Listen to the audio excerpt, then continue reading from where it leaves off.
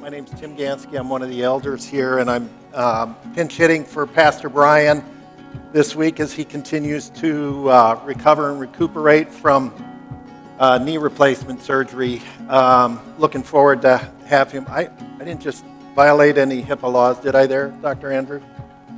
By sharing that? Okay. All right, good. Woo! You know what would be good? Because I know he's watching right now, and he's probably cringing because I'm sure every time I come up, he's wondering, what's he going to say? Can we just wish him a Merry Christmas right now? On three, Merry Christmas, Pastor Brian. 1, 2, 3. Merry Christmas, Pastor Brian. All right. Hey, if you're visiting with us this morning, or if you've been here for a long time, if you can take a moment and maybe check out that QR code that's on the back of the seats in front of you. That gives you access to everything that is available, all of the events and goings-on here at Lifehouse Church. You can find a place where you can share your contact information with us, any prayer requests that you might have. It guides you to where you can give. We'll hear more about that at the end of service, but take a moment to do that if you would.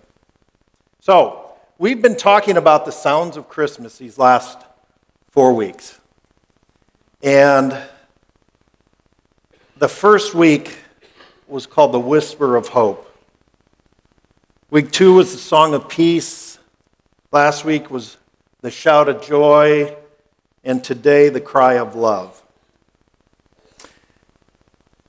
As you know, the sounds of Christmas are everywhere this time of year. They're pretty inescapable. In fact, I want you to do something with me. This is the audience participation part of the message this morning.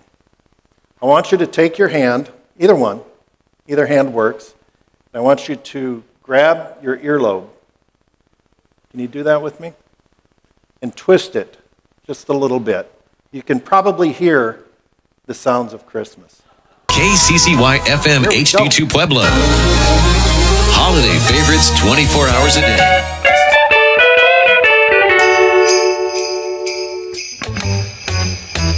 Best way to spread Christmas cheer is singing loud for all to hear. You'll shoot your eye out, kid. Careful, dog, there you. Cotton-headed ninny monkeys. What do you mean? Guys, I'm eating junk and watching rubbish. Mac Mountain, stop. Daddy, teacher says every time a bell rings, an angel gets his wings. Wish I had $1 million. Hot dog.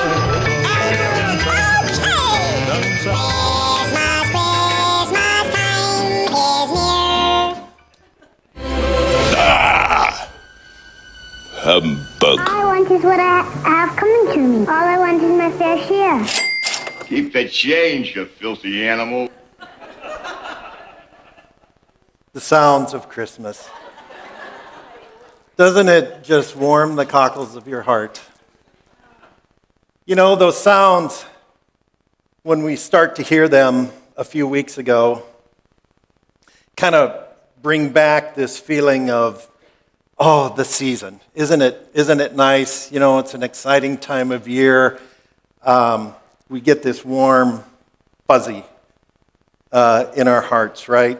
And then, kind of like that little sound clip, as the season goes along and maybe by the end of it, it goes from this warm, fuzzy thing to, God, that's irritating. Those chipmunks, what are they all about? And Christmas can kind of be like that because at the end of the season, especially afterwards, and the bill comes, and you're cringing and you're going, why did I do that again this year? It just has a different feel than it did at first, doesn't it? But that's not really what we're talking about today. That's because that's not really the sound of Christmas, is it? As Rebecca explained last week, that's just a dupe. As long as you know it's a dupe, it's okay. It's fun for a while, right? But it's not the real thing. So just what is the real sound of Christmas? And I would submit it's something much more wholesome, pure, and true. It's the cry of a baby, and not just any baby. I think you know who I'm talking about. Every baby cries at birth, don't they? It's a sign of life. It's a sign that they're here.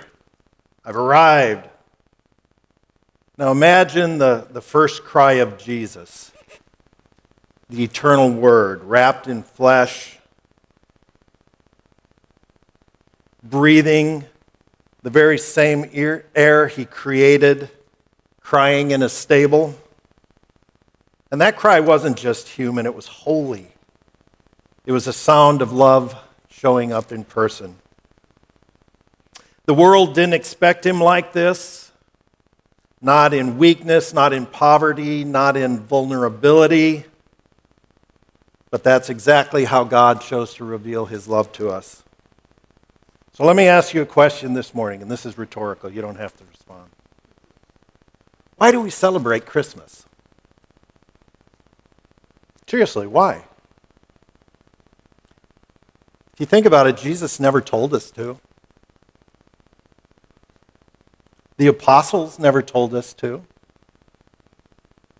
But it's become kind of a big deal.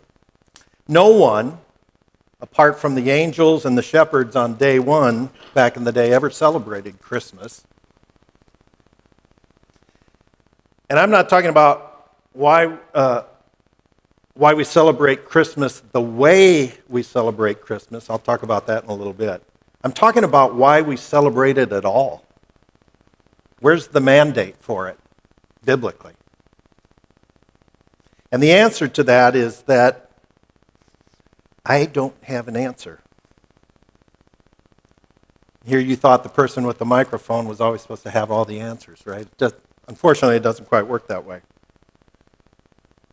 So since we don't have a theological answer, I'll go ahead and offer some suggestions anyway, because I do have the microphone. So we mark this day Christmas and celebrate it because it's just too big to ignore. This Christmas day split time and changed the world forever, didn't it? It simply cannot be ignored.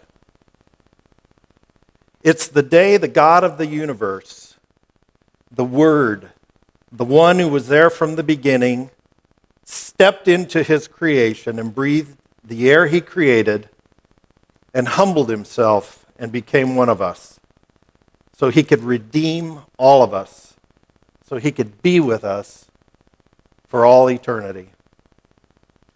To put it plainly, that's an event that simply demands to be celebrated. Now, if we're going to celebrate it, and we must, let's see if we can find some biblical guidance for how we should celebrate it. For starters, let's see if we can find some other celebrations that God did provide some guidance for. Remember Passover?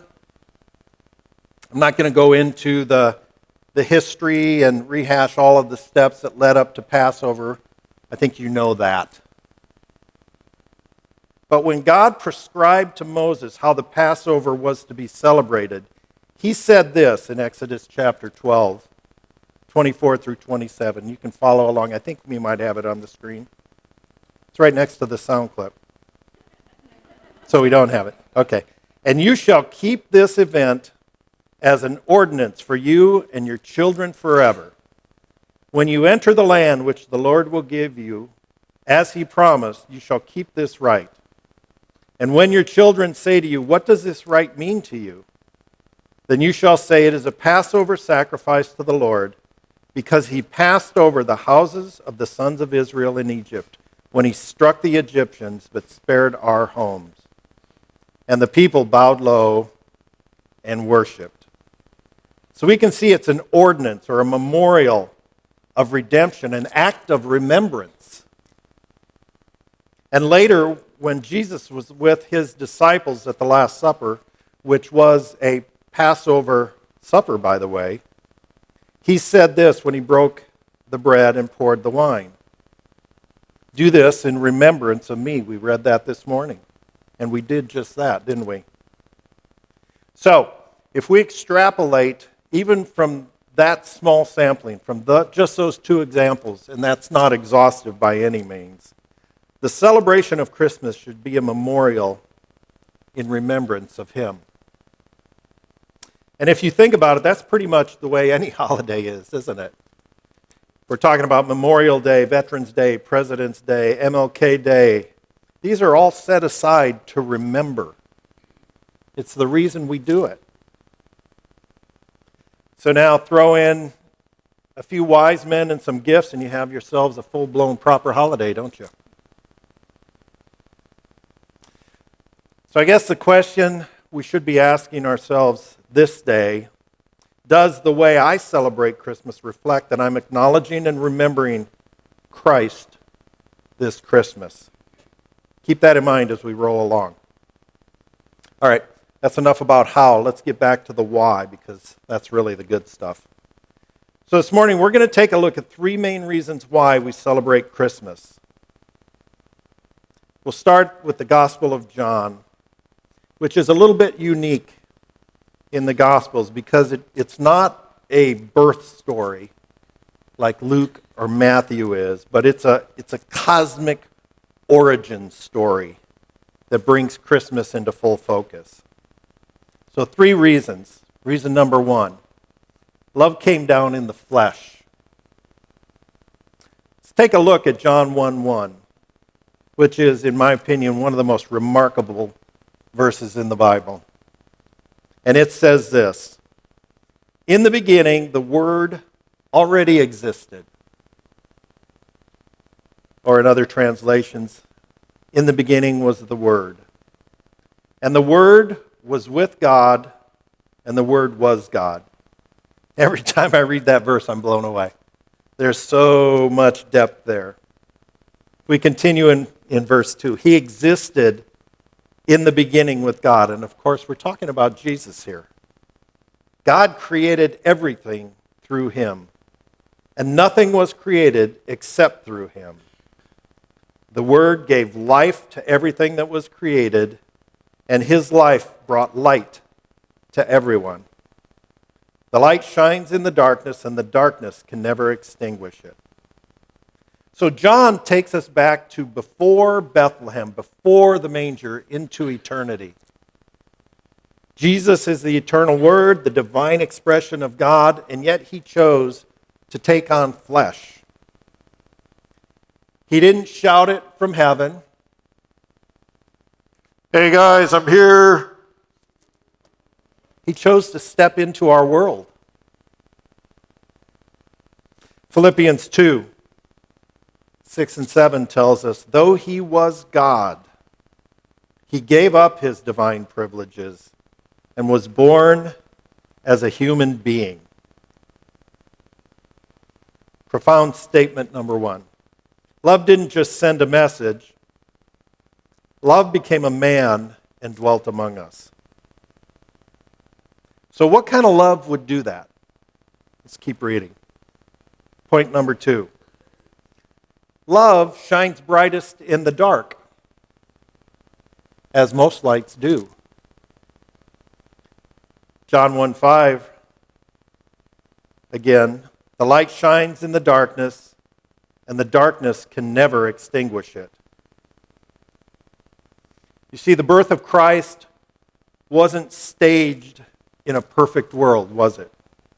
It came in the middle of Roman oppression, spiritual confusion, and human suffering.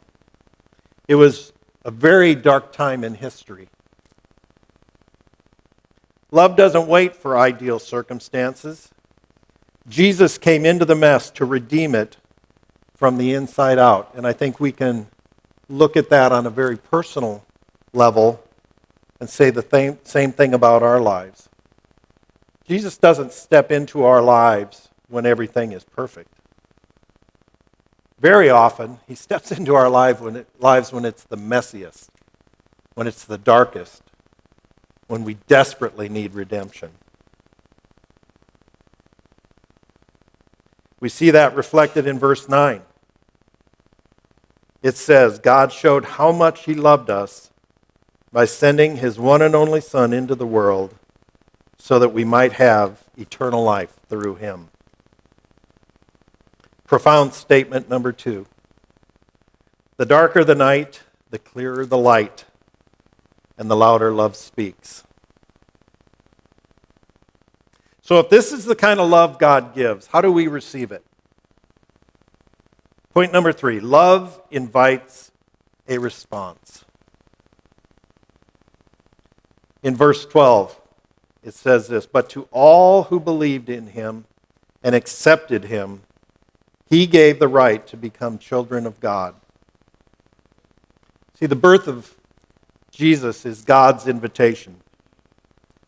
It's an invitation not to be religious or to behave better, but to be reborn into his family. Love doesn't force itself, it offers itself to us. The cry from the manger is a cry that says, "Come near." 1 John 4:19 says this, "We love each other because he loved us first." So profound statement number 3, God's love calls us out of fear and into family for every one of us. You see, the cry of the newborn Jesus is the cry of love made real. Love that came down, love that shines in the dark, and love that calls us home. Psalm 46:10 calls us to a different type of celebration and remembrance than most of us are used to. You know this. It says, "Be still and know that I am God. I will be exalted among the nations.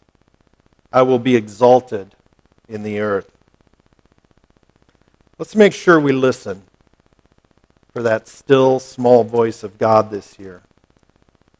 The voice of love. You know, the gospel of Jesus Christ is really a very simple message, isn't it? It's first and foremost a message of love. You already know this one too. It's John 3:16. "For God so loved the world that he gave his only begotten Son, that whoever believes in him should not perish but have everlasting life. For God did not send his Son into the world to condemn the world, but that the world through him might be saved."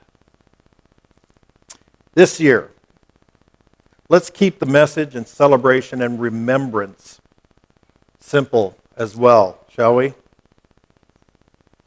I'm reminded of a saying by a guy named Stephen Covey, who wrote one of the most bestsellers of all time called How to Win Friends and Influence People. And he said this, "The main thing is to keep the main thing the main thing." Isn't that profound? Let's keep the main thing, shall we? Let's remember the message of Christmas is in the whisper. It's in the sound of a newborn baby come to earth in the lowliest of circumstances, come to save us, compelled by love. If we stop and listen, if we slow down and set aside all the trappings, if we mute the sounds of modern Christmas that scream for our attention, if we be still and know, we can still hear it. Close your eyes with me a moment. Can you hear it?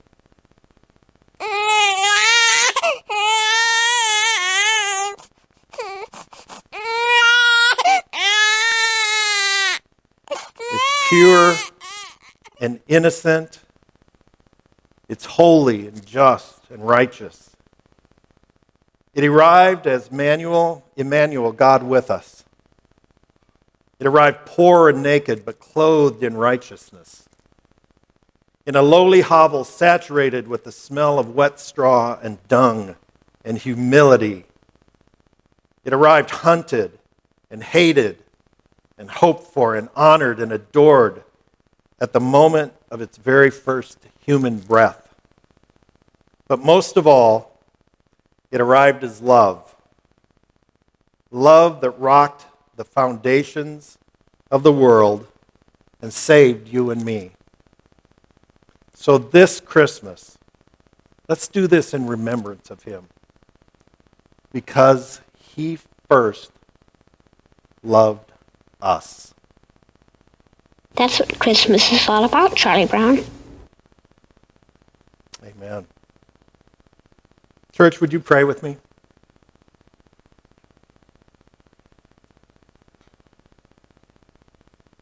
To the believer, stop striving to earn God's love. You already have it. Walk in that freedom. Let love move you to action this week, especially towards someone hard to love. Be still and remember the amazing gift you receive, and don't be overwhelmed by the trappings of modern Christmas celebration. And Lord, help us. Help us to remember that every day. Help us to know that the main thing is to keep the main thing the main thing. And if you're a guest here or have a searching heart, Jesus didn't come to condemn you. He came to save you. And if you've never received that love personally, today is the day. Don't leave without saying yes to the love that cries out your name. And if you want someone to pray with you this morning, please come up to the front when we're done. Someone will be right here, and we can talk with you and pray with you. Lord, we thank you for all that you're doing. Move in our hearts. Speak your word to us, Lord, and help us respond because you first loved us. Amen.